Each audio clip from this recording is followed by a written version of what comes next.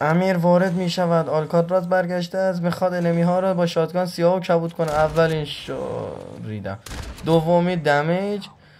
بیا پایین دادش، بیا پایین، بلند پروازی نکن، پرات قیچی میکنم. بیا بمیر برادر. آها، یه انمی اینجا داره با اودن بادکشی میکنه. گفتم زون هیچ بنی بشری نباید به باتا برسه بجز من. بیا بمیر اینجا. تو هم اینجا داداش دوباره میای چه کار بکنی؟ برو یه لوتی بزن بعد بیا. برادر میخواد کاور شات کنه. اولی دمیج، دومی ریدم، سومی میفته ناک. تموم بچه. این اسکواده رو ببینید با وارماشین داره یارو میزنه. یه بلایی به سرت بیارم آخر مچ که مرغای آسمون با حالت پخ کنن. فعلا بذار اسکواد این عیز دلمونو بدیم لابی. رفیقام زدنشون. این هم نفر آخرش که من میزنم. بشماری. All the parts of yourself you sacrifice in order to survive. In the end, what survived isn't you anymore.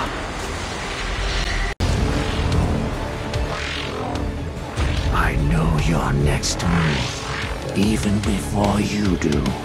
اصلا هم موقع سولو به اسکواد نمیدونیم اصلا هم دستم نمیلرزه اصلا. هم نفر آخر خیلی ساده و شیک میزنیمش.